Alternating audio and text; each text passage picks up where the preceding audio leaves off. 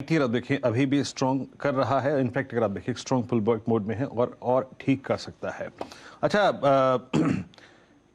FMCG basket, यहाँ पे आप लोगों ने आपका पिकिंग ऑर्डर क्या है सर? और अब चाहे वो टिपिकल एफएमसीजी कंपनियां हों जिसमें मैं एचयूएल, डाबर, मैरिको, गोदरेज सीपी को पकड़ूं, या फिर एक क्रूड का एडवांटेज लेता हुआ स्पेस जैसे आपका पिडलाइट हो गया, आपका एशियन पेंट्स हो गया, आपका बर्जर पेंट्स हो गया, इस क्लास में आप क्या कर रहे हैं सर? इस वक्त क्या पिक किया है इसमें आपने?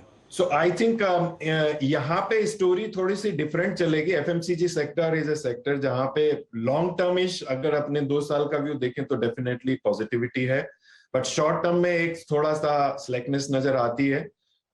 जो ऑयल से रिलेटेड सेक्टर है एफएमसीजी में, आई थिंक ऑयल की प्राइसिंग को जब तक स्टेबलाइजेशन मोड में नहीं आ जाता, ये कहना मुश्किल होगा कि उसमें इमीडिएटली क्या होगा। बट लॉन्ग टर्म में मेरा ये मानना है, क्योंकि जो जो स्टॉक्स या जो कंपनियों के नाम आपने लिए हैं वो वास्तव में एक मार्केट में लार्ज मार्केट शेयर वाली कंपनियां हैं, तो उसमें बहुत ज्यादा इम्पैक्ट आना ऐसा लगता नहीं है।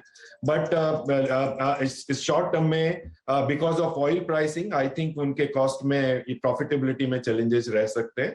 जहां तक दूसरी एफएमसीजी कंपनियों का सवाल है, कंज्यूमर गुड्स से रिलेटेड जो कंपनियां हैं, आई थिंक धीरे धीरे जैसे जैसे कंजम्पशन स्टोरीज डेवलप होगी, बढ़ेगी, वो कंपनियां आगे अच्छा करती चली जाएगी। प्रदीप सर, एक सिंपल सा फोकस क्या रखना है जानने की कोशिश।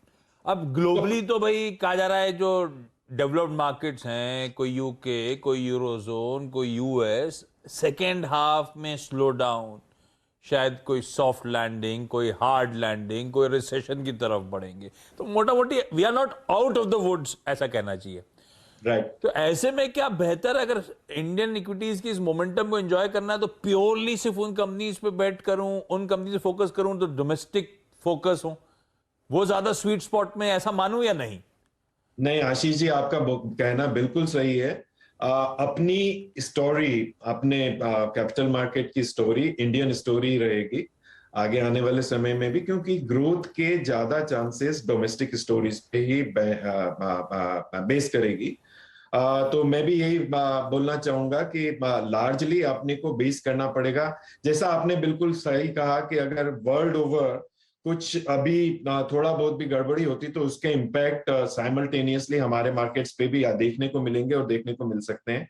बट जहां तक इकोनॉमी का सवाल है, हम वर्ल्ड की इकोनॉमी में देखें तो अभी भी growth projection, GDP growth projection अगर देखें तो इंडिया की 7% की जीडीपी ग्रोथ प्रोजेक्शन पे अभी भी कायम है, जो कि वन ऑफ द लार्जेस्ट है, राइट। और वो कंस्टेंटली ग्रो हो रही है। और हम अगर वास्तव में देखें तो ये क्रेडिट ग्रोथ अभी आई है, ऑलमोस्ट 14.3% की क्रेडिट ग्रोथ का आंकड़ा अभी हमारे को देखने को मिला है, जो कि हमने 6% की क्रेडिट ग्रोथ के ऊपर चला गया। तो ये हमको एक कॉन्फिडेंस देता है कि हाँ, इकोनॉमी में कुछ रिवाइवल हो रहा है, कंपनियों में कुछ रिवाइवल हो रहा है, कुछ काम ग्राउंड लेवल पे हो रहा है। तो ये डोमेस्टिक स्टोरी से रिलेटेड मुद्दा है। और आई थिंक मैं अभी भी बैंक करूंगा कि जितनी भी डोमेस्टिक कंपनियां हैं जो लोकल बेस है, उस पर ज्यादा बैंक करना चाहिए। तो मेरा मानना यह है कि अगर और सीएनबीसी आवाज के दर्शकों के लिए ये सलाह जरूर मैं दूंगा कि अभी आज की तारीख में अगर उनको देखना है तो बैंकिंग सेक्टर देखें, उनको देखना है तो आईटी सेक्टर देखें और infrastructure. These are the 3 major stories which I believe are going to give them a good return medium to long term basis पे। बहुत बढ़िया Pradeep sir, thank you so much सुबह सुबह जुड़ने के लिए और बढ़िया तरीके से अपने व्यूज शेयर करने के लिए।